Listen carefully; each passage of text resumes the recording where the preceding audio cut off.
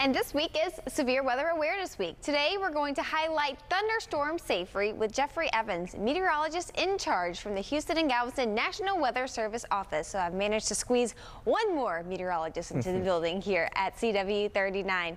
So Jeff, compared to other parts of the country, is thunderstorm activity a little bit more common along the Texas coastline? Absolutely. So we get a lot of thunderstorms down here along the coast, especially with the sea breeze and the Gulf breeze coming in. Fortunately, we don't get a lot of severe weather, but it does happen. And this is a week we like to talk about some of the things that come with the thunderstorms that we can get around here. So what qualifies a thunderstorm as being severe compared to just a regular old thunderstorm? Well, for us, we actually have definitions for severe. So a severe thunderstorm, to get a warning from our office, would have like 1-inch hail or a wind gust of 58 miles an hour, or a tornado, which would be a tornado warning, but still, that's still severe weather. But there are other hazards that come with thunderstorms that are beyond severe thunderstorms, lightning being one of them. And what are some ways that someone can prepare for a severe thunderstorm if they receive that warning from home? I think what we like to do, encourage people, is to have a plan. So think ahead.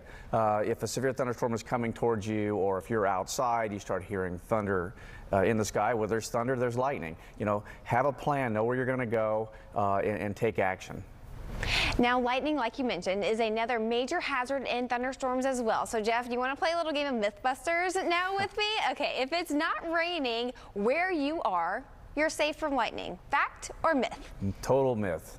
Absolutely. So just because it's not raining, that doesn't mean you're not going to get lightning. So if you hear thunder and lightning are together, so you already have lightning activity in that cloud. And I think a lot of folks back home know the answer to this one, but it was thought back in the day, lightning never strikes the same place twice. Fact or myth? That's another myth. Another myth, you got it. So you mentioned that tornadoes are another element that are sometimes involved with severe thunderstorms.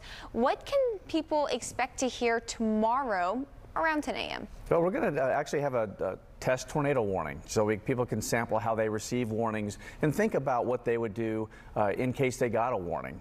You know, unlike hurricanes where you have days to look at them, as we saw in January, tornadoes come very quickly. There's not a lot of time to act, and so you really, when the warning comes out, you have to know what you're going to do and how to act. And that's really important for decision makers, people that oversee other people's safety, be it schools or hospitals.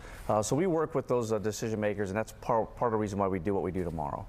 And I love how we're highlighting this week to keep in mind all of these severe weather threats that impact us in the state of Texas, but as we've seen over the past couple of years, they can happen any time of the year, whether that be severe weather, whether it be winter weather, tornadoes, nonetheless. But thank you so much for coming onto the show today and helping us explain, break down severe thunderstorms, and big thanks to you and all the hardworking men and women back at the National Weather Service. Oh, well, thanks for having me.